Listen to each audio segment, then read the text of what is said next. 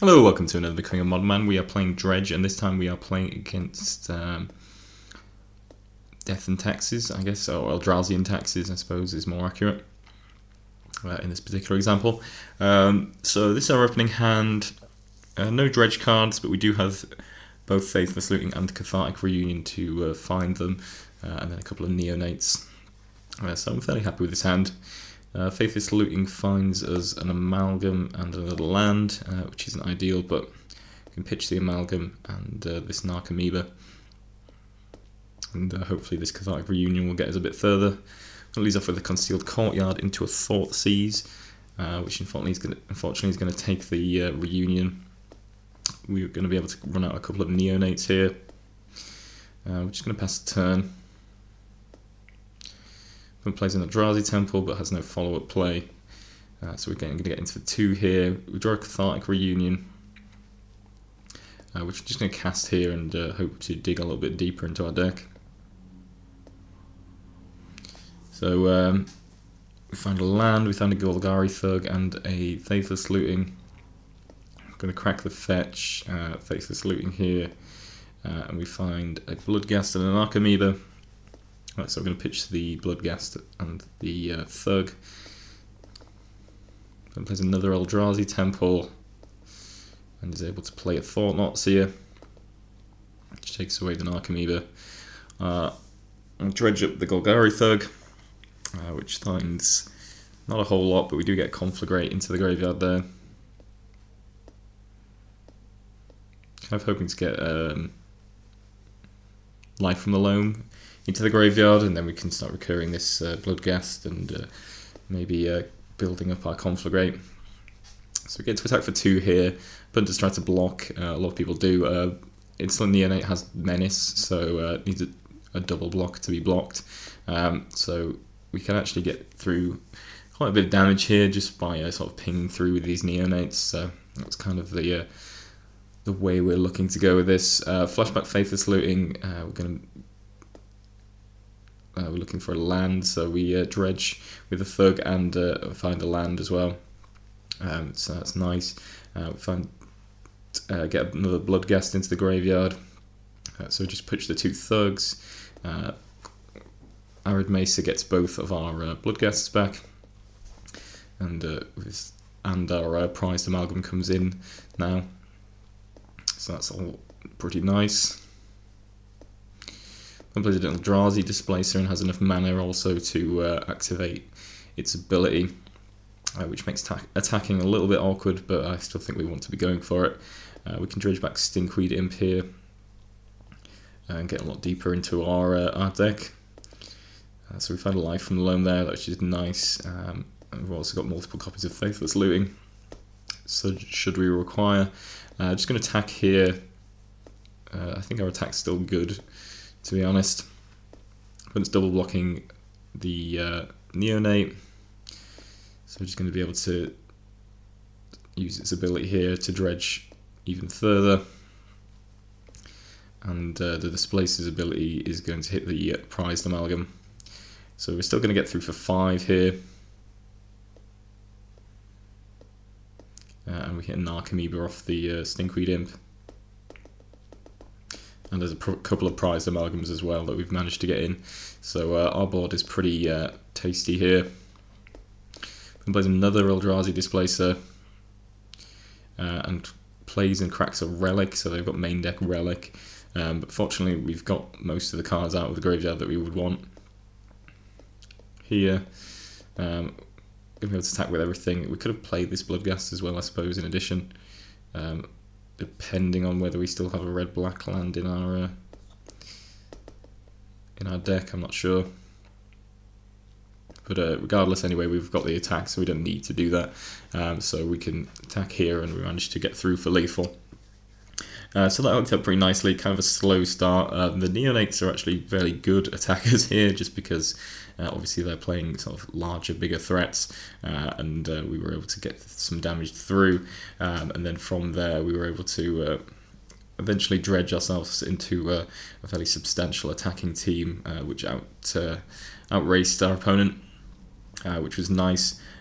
Main deck Relic obviously a concern for us in this matchup, and obviously you don't want to see them sticking that early, but fortunately it came down late for them, and we were able to already establish a good board state by the time that arrived.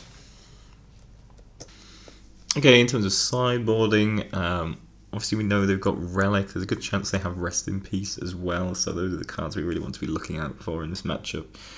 So on that basis, I think we probably want the Nature's Claims and Abrupt Decays, or some number thereof. Lightning Axe also seems pretty good as a discard outlet that can hit Thought Not Seers and kill them, and the various other Eldrazi they might be running. We've also got Thoughtseize as a potential option. Yeah, lots of decent options here. I certainly want ways to deal with Rest in Peace, because there's a good chance they have that. And again, obviously we know they've got some main deck relics as well, which is potentially a problem. I suppose Ancient Grudge could come in for that reason as well, but I don't like that too much. I suppose it kills Vile, so maybe you could consider that, but I don't think I overly like that. Cards that come out, I don't know if Dark Blast is very good. Certainly kills Thalia, which is nice, but other than that, I don't know if it kills a whole lot of the cards that they're likely to be playing. Then we've got everything else seems, largely fine. Conflagrate seems like it'd probably be good. They are creature focused, so we can hit pretty hard with that. I think we probably, again, it's just sort of matters of shaving cards here and there, maybe some Narcomoebas, Golgari Thugs, and sort of cutting out the things that aren't quite so essential to our game plan, while sort of adding a few additional cards that might be useful for us going forward. Yeah, I'm not entirely sure what the best way to deal with this is. Obviously, we basically just want ways to potentially stop them from hating us out. I think certainly Nature's Claim and Abrupt Decay to answer Rest in Peace and Relic seem good. Not sure if it's worth Thought Seizing. I think we're probably better off with the Abrupt Decays and Nature's Claims overall. So let's get on to game 2. Okay, here we are with game 2. It sounds not bad. We've got Neonate into pitching this Stinkweed Imp, which hopefully will get us a bit further on. We've also got Lightning Axe, which can deal with a Thought Not Seer or something along those lines, so seems good. Got a couple of Dredge cards, which seems nice for us. Got an Inquisitions, which is going to take the Neonate, which is kind of annoying, but it's okay. Draw into a Prized Amalgam. Put the Thought Seizes. Presumably going to take the Lightning Axe here, given all the other cards are cards we would like to have in the graveyard. Draw into a second Loam, which isn't ideal, but is fine. Just going to Loam here and set up the Dredge for next turn. And plays Lingering Souls, which is kind of interesting. I suppose this kind of deals with us going wide quite nicely, and also it's obviously an attacking force for them. I decided to play our Stinkweed Imp. That way, basically, it makes our opponent's attacks not so great.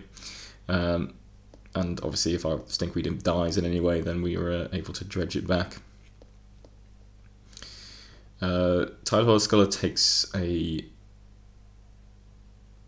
Prized Amalgam from our hand, and then Lingering Souls flashback makes another couple of Spirits. Opponent doesn't attack though, because there isn't really a particularly good attack. We dredge our Stinkweed Imp, and our Narcomoeba comes down, and that also gets a Prized Amalgam. We are going to play our second Stinkweed Imp, again making our opponent's attacks that much worse, and that works out pretty nicely for us.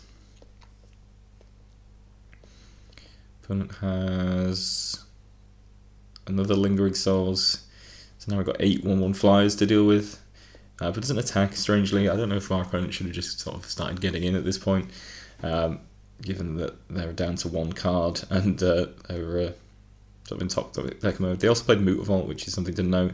So they've got quite the team together, but they don't have great attacks. Obviously, every time they attack with a Spirit Token, I'm going to be able to chump 2 of them, and then Narcomoeba can trade with at least 1. So I suppose they'd only be able to get 1 point of damage through necessarily when they attack there. But I still think that's probably the line they need to go down. They need to be getting aggressive, because as this works out, we just end up just increasing the size of our board repeatedly. With Loaming, we're going to play Golgari Thug here. No text this turn, but I think we're going to be starting attacking. Tidal Scholar takes life from the loam, which is absolutely fine. And get another Golgari Thug back. That finds another Amalgam and puts another Stinkweed into the graveyard. Just going to attack here. I mean, Bloodghast might as well attack anyway, given that basically whatever happens, it's going to work out. It's not going to be able to be a blocker at any point in time. I also attack with the Amalgam because basically our opponent doesn't have any great blocks as it stands, and can always fly over us anyway, so figure we might as well start getting aggressive. Opponent takes 3 and just chumps the, trades with the Bloodghast, which we're obviously going to get back here, and it's going to have haste, and it's also going to bring another Amalgam back. And our opponent concedes, which, I don't know, I suppose it's kind of fair enough. I don't think they necessarily lost, and there's probably some good top decks that they could potentially bring to the table. But obviously the position that they're in is that I'm going to keep attacking, and if they're not going to be aggressive, then we're just going to win. I think they probably should have started, or at least tried to start being aggressive early on, because obviously they do have a substantial amount of flyers that they can power through with, but I don't know if it would necessarily have won them the game, but it certainly would have started ticking down on our life total. But as it stands, they played defensively, and it doesn't really pay off for them, because we're just increasing the size of our board turn after turn. Meanwhile, they're sort of limited on the amount they can draw, because there's not really any draw engines in Eldrazi and Taxes, and if they're not drawing exciting cards, then that kind of becomes a problem for them, and we can just keep attacking with our Amalgams and Bloodghasts, and causing them a lot of trouble. And yeah, at this point they're down to 8, and we have fairly good attacks all round. I suppose we could potentially just go all in and attack them, given that they're only on 8 life and they kind of need to preserve their life total. Yeah, that worked out pretty nicely, yeah, I wasn't really expecting Lingering Souls, but fortunately, despite all the spirit tokens they made, we were still able to overpower them and run them over.